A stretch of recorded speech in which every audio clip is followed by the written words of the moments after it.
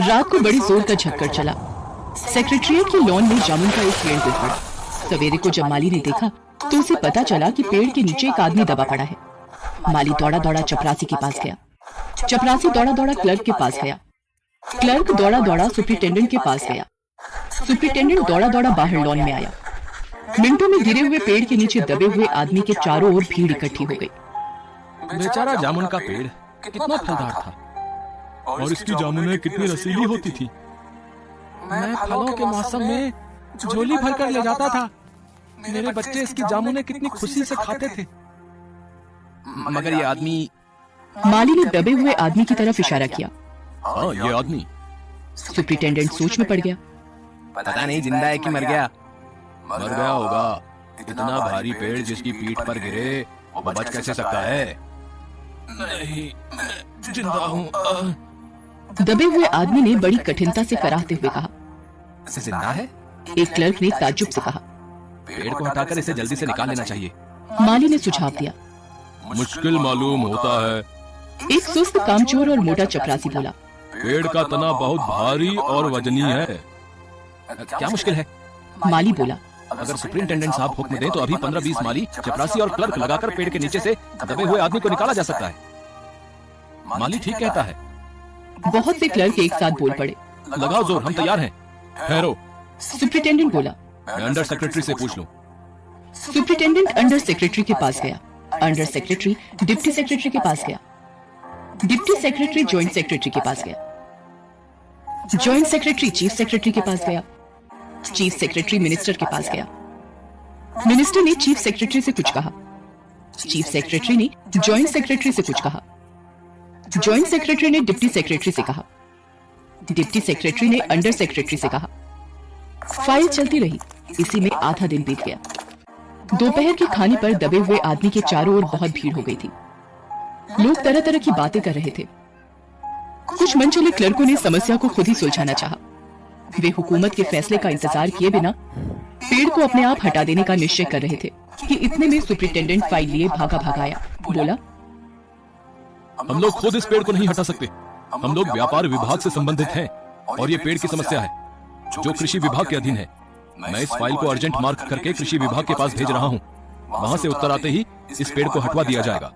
दूसरे दिन कृषि विभाग से उत्तर आया कि पेड़ व्यापार विभाग के लॉन में गिरा है, इसलिए इस पेड़ को हटवाने या ना हटवाने की जिम्मेदारी व्यापार विभाग पर पड़ती है। ये उत्तर पढ़कर व्यापार विभाग को गुस्सा आ गया। उन्होंने फौरन लिखा कि पेड़ों को हटवाने या ना हटवाने की जिम्मेदारी कृषि विभाग पर लागू होती है। व्यापार विभाग का इससे कोई संबंध नहीं है। दूसरे दिन भी फाइल चलती रही। शाम को जवाब आ गया कि हम इस मामले को हॉर्टिकल्चर डिपार्टमेंट के हवाले कर रहे हैं क्योंकि ये एक फलदार पेड़ का मामला है और एग्रीकल्चर डिपार्टमेंट अनाज और खेतीबाड़ी के मामलों में फैसला करने का हकदार है। जामुन का पेड़ चूंकि एक फलदार पेड़ है, इसलिए ये पेड़ हॉर्टिकल्चर डिपार्टमेंट के अंतर्गत आता है। रात को माली ने दबे हुए आदमी को दाल भात खिलाया, जबकि उसके चारों तरफ पुलिस का पहरा था कि कहीं लोग कानून को अपने हाथ में लेकर पेड़ को खुद से हटवाने की कोशिश न करें। मगर एक पुलिस कांस्टेबल को दया आ गई और उसने माली को दबे हुए आदमी को खाना खिलाने की इजाजत दे दी। तुम्हारी फाइल चल रही है, उम्मीद है कल तक फैसला हो जाएगा। दबा हुआ आदमी कुछ नहीं बोला। माली ने पेड़ के तने को ध्यान से देखकर कहा, अच्छा हुआ कि तना तुम्हारे कूल्हे पर गिरा। अगर कमर पर गिरता तो रीढ़ की हड्डी टूट जाती। दबा हुआ आदमी फिर भी कुछ नहीं बोला। माली ने फिर कहा, तुम्हारा यहाँ कोई वारिस है तो मुझे उसका अता पता बताओ, मैं उन्हें खबर देने की कोशिश करूंगा। मैं लावारिस हूँ। दबे हुए आदमी ने बड़ी मुश्किल से कहा। माली खेद प्रकट करता हुआ वहां से हट गया। तीसरे दिन हॉर्टिकल्चर डिपार्टमेंट से जवाब आ गया। बड़ा कड़ा जवाब था और व्यंग्यपूर्ण। हॉर्टिकल्चर डिपार्टमेंट का सेक्रेटरी साहित्य प्रेमी आदमी जान पड़ता था। उसने लिखा था, आश्चर्य है, इस समय जब हम पेड़ लगाओ स्कीम ऊंचे स्तर पर चला रहे हैं, हमारे देश में ऐसे सरकारी अफसर मौजूद हैं जो पेड़ों को काटने का सुझाव देते हैं, और वो भी एक फलदार पेड़ को, और वो भी जामुन के पेड़ को, जिसके फल जनता बड़े चाव से खाती है। हमारा विभाग किसी हालत में इस फलदार वृक्ष को काटने की इजाजत नहीं दे सकता। अब क्या किया जाए? इस पर एक मनचले ने कहा, अगर पेड़ काटा नहीं जा सकता तो इस आदमी को ही काटकर निकाल लिया जाए। ये देखिए, अगर इस आदमी को ठीक बीच में से यानी धड़ से काटा जाए तो आधा आदमी इधर से निकल आएगा, आधा आदमी उधर से बाहर आ जाएगा और पेड़ वहीं का वहीं रहेगा। मगर इस तरह तो मैं मर जाऊंगा। दबे हुए आदमी ने आपत्ति प्रकट करते हुए कहा। ये भी ठीक कहता है। आदमी को काटने वाली युक्ति प्रस्तुत करने वाले ने भरपूर विरोध किया। आप जानते नहीं हैं, आजकल प्लास्टिक सर्जरी कितनी उन्नति कर चुकी है। मैं तो समझता हूँ अगर इस आदमी को बीच में से काटकर निकाल लिया जाए तो प्लास्टिक सर्जरी से धड़ के स्थान से इस आदमी को फिर से जोड़ा जा सकता है। इस बार फाइल को मेडिकल डिपार्टमेंट में भेज दिया गया। मेडिकल डिपार्टमेंट ने फौरन एक्शन लिया और जिस दिन फाइल उनके विभाग में पहुंची, उसके दूसरे ही दिन उन्होंने अपने विभाग का सबसे योग्य प्लास्टिक सर्जन छानबीन के लिए भेज दिया। सर्जन ने दबे हुए आदमी को अच्छी तरह टटोलकर उसका स्वास्थ्य देखकर खून का दबाव देखा, नाड़ी की गति को परखा, दिल और फेफड़ों की जांच कर रिपोर्ट भेज दी कि इस आदमी का प्लास्टिक ऑपरेशन तो हो सकता है मगर आदमी मर जाएगा, इसलिए ये फैसला भी रद्द कर दिया गया। रात को माली ने दबे हुए आदमी के मुंह में खिचड़ी डालते हुए उसे बताया कि अब मामला ऊपर चला गया है। सुना है कि कल सेक्रेटरिएट के सारे सेक्रेटरियों की मीटिंग होगी, उसमें तुम्हारा केस रखा जाएगा। उम्मीद है सब काम ठीक हो जाएगा। दबा हुआ आदमी एक आह भरकर धीरे से बोला, ये तो माना कि तगाफुल ना करोगे, लेकिन खाक हो जाएंगे हम तुमको खबर होने तक। माली ने अचंभे से मुंह में उंगली दबा ली और चकित भाव से बोला, क्या तुम शायर हो? दबे हुए आदमी ने धीरे से सिर हिला दिया। दूसरे दिन माली ने चपरासी को बताया। चपरासी ने क्लर्क को, क्लर्क ने हेड क्लर्क को। थोड़ी ही देर में सेक्रेटरीट में ये अफवाह फैल गई कि दबा हुआ आदमी शायर है। बस फिर क्या था, लोगों का झुंड शायर को देखने के लिए उमड़ पड़ा। इसकी चर्चा शहर में भी फैल गई और शाम तक गली गली से शायर जमा होने शुरू हो गए। सेक्रेटरीट का लॉन भांति भांति के कवियों से भर गया और दबे हुए आदमी के चारों ओर कवि सम्मेलन का सा वातावरण उत्पन्न हो गया। सेक्रेटरीट के कई क्लर्क और अंडर सेक्रेटरी तक जिन्हें साहित्य और कविता से लगाव था रुक गए। कुछ शायर दबे हुए आदमी को अपनी कविताएं और दोहे सुनाने लगे। कई क्लर्क उसको अपनी कविता पर आलोचना करने को मजबूर करने लगे। जब ये पता चला कि दबा हुआ आदमी एक कवि है, तो सेक्रेटरीट की सब कमेटी ने फैसला किया कि चूंकि दबा हुआ आदमी एक कवि है, इसलिए इस फाइल का संबंध न एग्रीकल्चर डिपार्टमेंट से है न हॉर्टिकल्चर डिपार्टमेंट से, बल्कि सिर्फ कल्चरल डिपार्टमेंट से है। कल्चरल डिपार्टमेंट से अनुरोध किया गया कि जल्द से जल्द इस मामले का फैसला करके अभागे कवि को इस फलदार पेड़ से छुटकारा दिलाया जाए। फाइल कल्चरल डिपार्टमेंट के अनेक विभागों से गुजरती हुई साहित्य अकादमी के सेक्रेटरी के पास पहुंची। बेचारा सेक्रेटरी उसी समय अपनी गाड़ी में सवार होकर सेक्रेटरीट पहुंचा और दबे हुए आदमी से इंटरव्यू लेने लगा। तुम कवि हो? जी हाँ। किस उपनाम से शोभित हो? ओस। ओस? क्या तुम वही ओस हो जिसका गद्य संग्रह ओस के फूल अभी हाल ही में प्रकाशित हुआ है? दबे हुए कवि ने हुंकार में सिर हिलाया।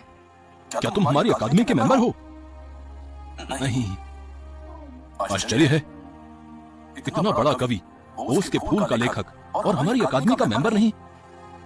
उफ, कैसी भूल हो गई हमसे। इतना बड़ा कवि और कैसी अंधेरी गुमनामी में दबा पड़ा है। गुमनामी में नहीं, एक पेड़ के नीचे दबा हूं। कृपया मुझे इस पेड़ के नीचे से निकालिए, अभी बंदोबस्त करता हूं।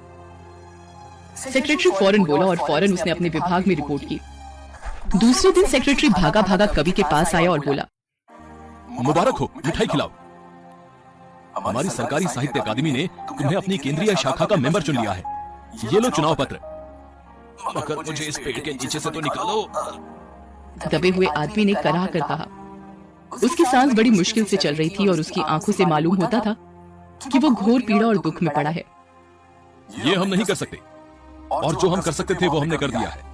बल्कि हम तो यहाँ तक कर सकते हैं कि अगर तुम मर जाओ तो तुम्हारी बीवी को वजीफा दे सकते हैं। अगर तुम दरख्वास्त दो तो हम वो भी कर सकते हैं। मैं अभी जीवित हूँ, मुझे जिंदा रखो। मुसीबत ये है, हमारा विभाग सिर्फ कल्चर से संबंधित है। पेड़ काटने का मामला कलम दवात से नहीं, आरी कुल्हाड़ी से संबंधित है। उसके लिए हमने फॉरेस्ट डिपार्टमेंट को लिख दिया है और अर्जेंट लिखा है। शाम को माली ने आकर दबे हुए आदमी को बताया, कल फॉरेस्ट डिपार्टमेंट के आदमी आकर इस पेड़ को काट देंगे और तुम्हारी जान बच जाएगी। माली बहुत खुश था।